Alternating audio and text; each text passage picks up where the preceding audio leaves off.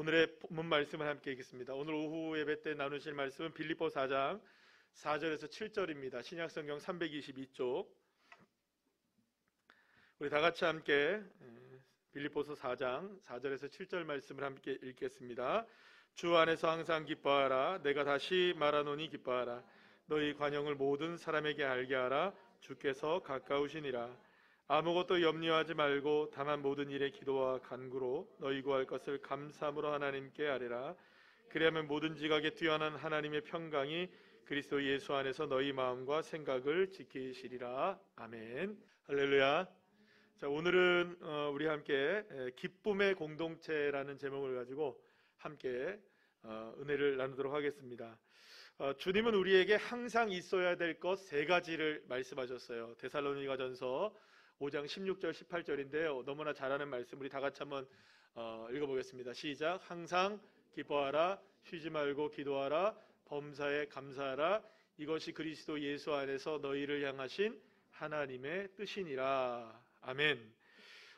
기쁨은 기도와 감사와 더불어 그리스도인이라면 언제나 항상 지니고 있어야 할 삶의 모습이라고 성경은 분명히 우리에게 말씀을 합니다. 그리고 그 무엇보다 이 기쁨과 또 기도와 감사는 우리 모두를 향하신 누구의 뜻이라고요? 하나님의 뜻이다. 그러니까 하나님의 뜻으로서의 감사가 있어야 되고, 하나님의 뜻으로서 우리는 기도를 해야 하고요, 또 하나님의 뜻으로서 우리는 날마다 기뻐하는 삶을 살아가야 하는 것이겠죠. 그런데 제가 이제 그 말씀을 준비하면서 그런 생각을 해봤어요. 기도와 이 감사보다 기쁨이라는 것은 어떻게 보면 인간의 본성에 좀 더 가까운 것이 아닌가라는 생각을 해봤어요. 왜냐하면 기쁨은 인간이 가지고 있는 가장 기본적인 감성 가운데 하나이기 때문입니다.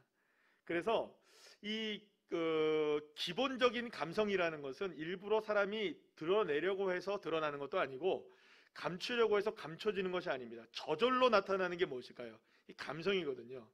내가 슬픔을 아무리 감추려고 해도 사실은 슬픔이 감춰지지 않습니다.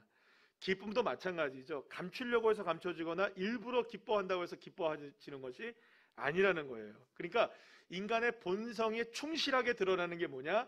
이 기쁨이라는 감성이라는 것이죠. 자, 그런데 주님은 우리에게 뭐라고 말씀하시냐? 항상 기뻐하라, 이렇게 말씀하셨다는 거예요.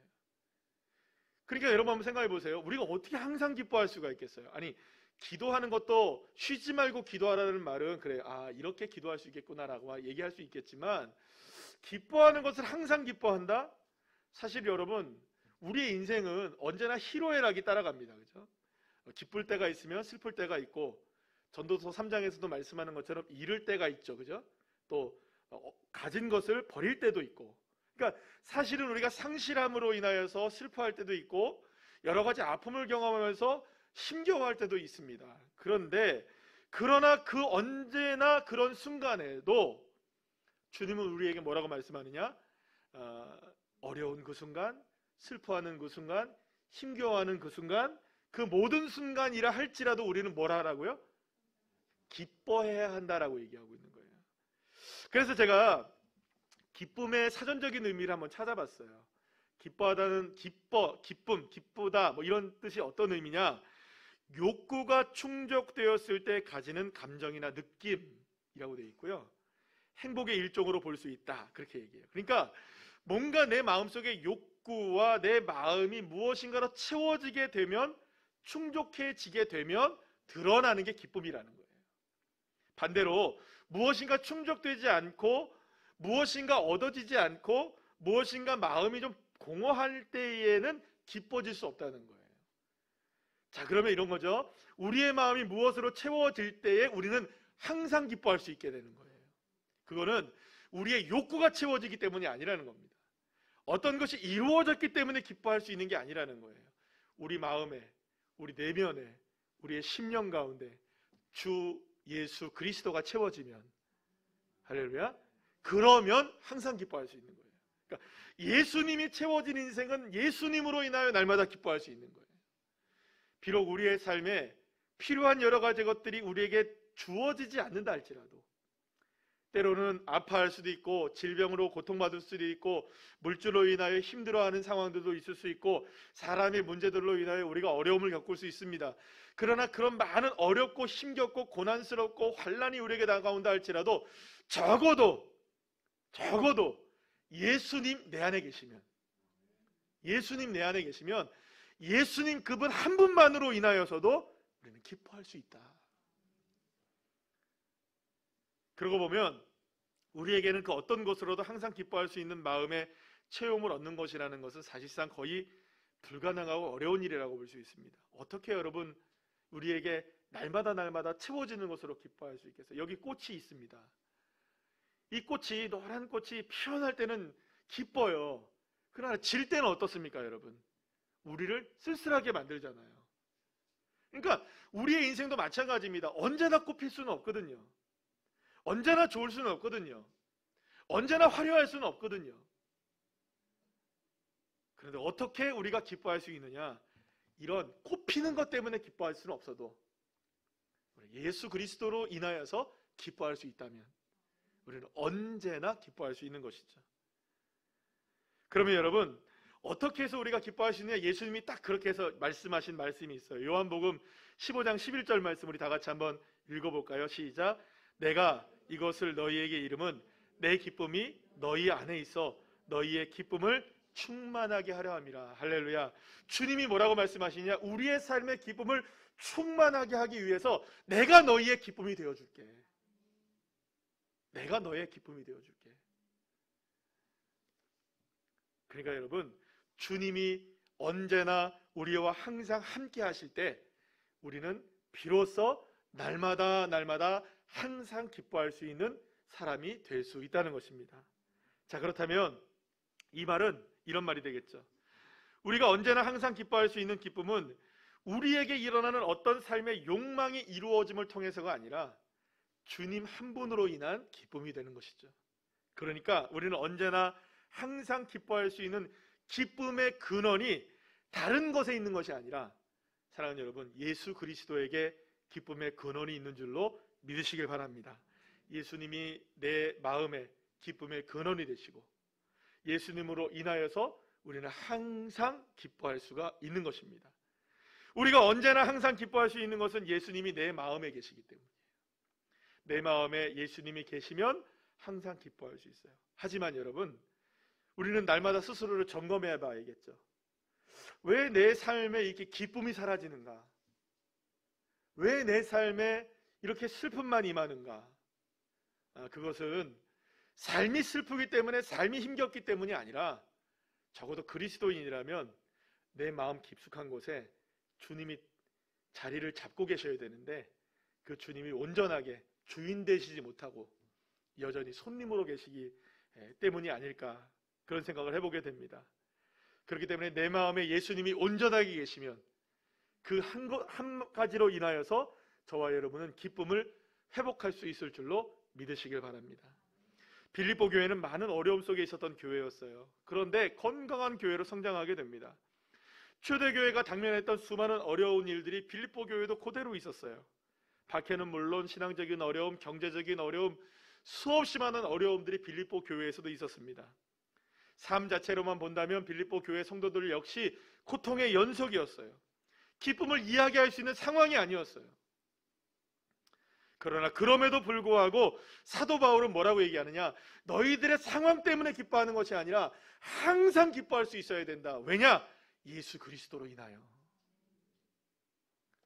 그래서 오늘 본문의 6절 7절 말씀 우리 다 같이 한번 읽어볼까요? 시작. 아무것도 염려하지 말고 다만 모든 일에 기도와 간구로 너희 구할 것을 감사함으로 하나님께 아뢰라. 그리하면 모든 지각에 뛰어난 하나님의 평강이 그리스도 예수 안에서 너희 마음과 생각을 지키시리라. 아멘. 아무것도 염려하지 말라고 얘기하잖아요. 그러면 여러분 실상은 염려거리가 많다는 겁니까? 적다는 겁니까? 많다는 걸 의미해요. 염려할 것들이 차고 넘친다는 것을 말해주고 있어요. 그러나 수많은 어려움으로 인한 염려가 결코 마음의 기쁨을 빼앗아가지 않도록 해야 된다. 그래서 여기서도 빌립보서에서도 4장 6절 7절에서도 말씀하는데 처음에 제가 말씀드린 것처럼 데살로니가전서 5장의 16, 17절에서도 항상 뭐라고요? 기뻐하라, 쉬지 말고 기도하라, 범사에 감사하라로 나와 있잖아요. 자, 6절 7절 말씀 다시 한번 보여주시겠어요? 여기에도 뭐가 나와 있습니까? 기도 나와 있죠? 감사 나와 있죠? 그러니까 항상 기뻐할 수 있는 것은 항상 같이 가는 거예요. 기도도 항상 같이 가야 되고 감사도 항상 같이 가는 거예요. 그러니까 기쁨과 기도와 감사는 언제나 세트. 따라합시다. 기쁨, 기도, 감사. 이건 뭐라고요? 세트. 세트예요. 같이 움직여야 되는 거예요. 그러니 여러분, 수많은 어려움으로 인해 염려가 우리의 마음을 빼앗기지 않도록 그러한 상황 가운데서도 기뻐할 수 있는 이유를 주님이 분명하게 우리에게 말씀해 주는 거예요. 뭐냐 하면 예수 그리스도께서 우리의 마음과 생각을 어떻게 하신다고요? 지키시고 계시기 때문에. 이 말을 방금 전에 말씀드린 걸로 그대로 말한다면 주님이 내 안에 계시니까. 주님이 내 마음에 함께 계시면 그 한 가지로 인하여 우리는 기쁨의 근원을 찾을 수 있는 겁니다. 주님이 함께 하시기 때문에 염려할 수밖에 없는 그러한 상황에서도 주님이시기 때문에 기뻐할 수 있는 거예요.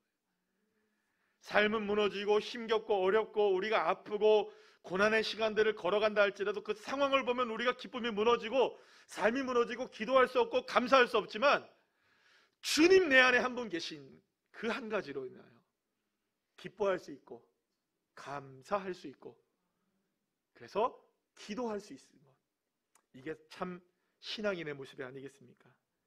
그러니까 결국에는 우리가 기뻐하지 못하고 염려하며 걱정하며 근심하고 감사하지 못하고 기도하지 않는 것은 주님이 내 안에 온전히 함께 계심을 믿지 못하기 때문인 거죠. 주님이 내 마음과 생각을 지키시고 계심을 믿지 못하면 기쁨도 사라지고 기도도 사라지고 감사도 사라지고 염려는 어느새 우리의 삶을 뒤덮어 버리는 것입니다.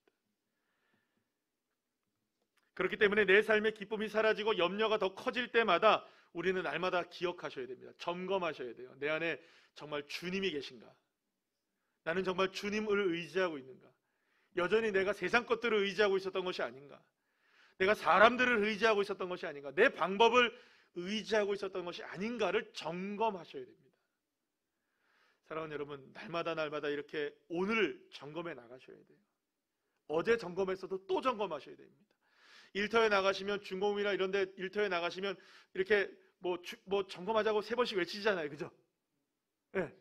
외치십니까? 안 외치십니까? 외쳐요. 점검 앉아 이러신다고요. 맞잖아요, 집사님. 그죠? 그거 해야 됩니까? 안 해야 됩니까? 반드시 해야 됩니다. 그거 안 하면 안 됩니다. 왜 그걸 왜 하나요? 어제도 했는데 오늘 뭐하러 또 하나요? 어제 했으니까 오늘 하지 말죠. 이러나요? 아니에요. 오늘도 점검해야 돼요. 오늘도 점검. 또 점검하고. 그러면 내일은 안 해도 되나요? 내일도 해야 됩니다. 언제나 점검하셔야 돼요. 그래야 새로워집니다. 오늘 아침에 우리 정모훈 지사님이 아침에 기도할 때 그런 기도했어요. 우리가 광야에서 시작된 그 광야의 정신을 잊지 않는, 언제 점검해야 될까요? 1월 10일만 점검하면 되겠죠? 네. 아니에요. 매주마다 매일마다 점검해야 돼요. 교회가 날마다 새로워지기 위해서 매일마다 우리 광야의 정신을 점검해야 되는 거예요. 그런데 이거는 여러분 교회 공동체에도 그대로 적용이 돼요. 개인의 신앙에도 적용이 되지만 교회가 기쁨이 넘쳐나는 교회가 될 수 있는 유일한 한 가지 방법이 뭔지 아십니까? 오직 예수 그리스도로 점검하는 거예요. 우리 교회가 예수 그리스도로 초점을 맞추고 있는가? 예수 그리스도로 하나가 되고 있는가? 예수 그리스도로 인하여 우리가 힘을 모으고 있는가? 이걸 보시면 돼요. 말씀을 통해서 주님을 바라보게 되는가? 기도를 통하여 주님을 바라보고 있는가? 성령 충만함으로 인하여 주님을 바라보고 있는가? 모든 것에 주님이 중심이 되는가? 사랑하는 여러분, 사람이 중심이 되면 안 되고요. 아멘이시죠? 그 어떤 사역도 사실은 무엇이 중심이 되지 않는 사역은, 예수가 중심이 되지 않는 사역은 사역일 수 없는 거죠. 모든 것이 다 누구의 중심입니까? 예수로 초점이 맞춰지면, 사랑하는 여러분, 여러분들의 순모임이 예수로 초점이 맞춰지면 기쁨이 회복될 줄 믿습니다. 그러니까 여러분, 순모임을 하실 때, 선교회를 하실 때 우리 선교회는 기쁨이 없어요. 그러면 방법을 찾으셔야 돼요. 뭘로 찾을까요? 어떻게 하면 만나서 뭐 먹을까? 이거 하지 마시고요. 먹으면 기뻐지죠, 사실은. 많이 드시기 바랍니다. 많이 만나셔서 함께 밥 먹으면서 이렇게 교제를 나누면 기쁨이 되게 돼요. 근데 그 기쁨 얼마 못 가요. 그래서 여러분, 어떤 모임이든지 교회 안에 있는 모든 공동체의 모임은 오직 예수로 초점을 맞추기 위해 노력하셔야 돼요. 어떻게 해서든지 우리 순원들이, 어떻게 해서든지 우리 선교회 회원들이, 어떻게 해서든지 우리 교회 성도님들이 예수로 초점을 맞출 수 있도록 어떻게 해서든지 우리 기도합시다. 어떻게 해서든지 우리가 말씀을 읽읍시다. 어찌되었든 기도하고 말씀 읽고 기뻐합시다. 이렇게 될 때에 그 모임이 기뻐지는 거예요. 다른 것으로 방법이 나올 수가 없어요. 우리 교회가 기쁨의 공동체가 되기를 간절히 축복합니다. 여러분들의 모임들, 순모임이든 뭐든 작은 모임이든 어떤 모습이든지 예수로 중심이 되어지기를 축복합니다. 그렇게 될 때 사실은 가장 기쁨의 공동체가 되는 거예요. 그거는 사람이 많고 적음의 문제가 아니에요. 뭐 어떤 일을 하고 안 하고의 문제가 아닌 거예요. 예수로 하나가 되면 기쁨의 공동체가 이루어지는 거죠. 그래서 오늘 본문 빌립보 4장 5절 말씀에 뭐라고 얘기하시느냐, 우리 다 같이 한번 읽어볼까요? 시작. 너희 관용을 모든 사람에게 알게 하라. 주께서 가까우시니라. 여기서 관용이라는 말은요, 온유하다, 선하다, 친절하다라는 의미를 갖고 있는 단어예요. 그러니까 이 말은 무슨 말이냐면, 바울은 모든 사람에게 대해서 관용을 베풀라, 이게 뭐 선을 베풀라, 친절함을 베풀라, 온유함을 베풀라, 이런 의미이기도 하지만 어떤 의미로 나오냐 하면, 모든 사람에게 너희들 안에 있는 예수 그리스도를 드러낼 수 있도록 해라. 그러면 그 자체로 인하여 기뻐할 수 있고 기도할 수 있고 감사할 수 있다는 거예요. 그러면 이렇게 보면 되겠죠. 우리 교회 안에서 가장 기쁨을 회복해야 될 사람은 누구일까요? A 집사님? B 권사님? 아니에요. 나예요, 나. 내가 제일 먼저 기쁨을 회복하면 됩니다. 그러면 자연스럽게 나타나지죠. 그러면 자연스럽게 모두가 다 함께 기뻐지는 거예요. 나타낼수록, 주님을 드러낼수록, 주 예수 그리스도를 드러낼수록 기쁨은 더 커지게 되는 거예요.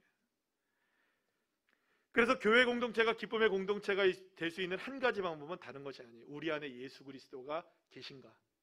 우리 교회의 중심은 예수님이신가? 우리 공동체의, 우리의 작은 순모임의 중심은 예수님이신가? 그래서 날마다 무엇을 확인해야 되냐면, 교회는 예수님이 머리가 되시는가, 예수님이 중심이 되는가를 계속 확인해 나가야 되고요. 우리 순모임이나 우리 선교회나 어떤 모임이든지 예수가 중심이 되는 모임이 될 수 있도록 확인해 나가셔야 돼요.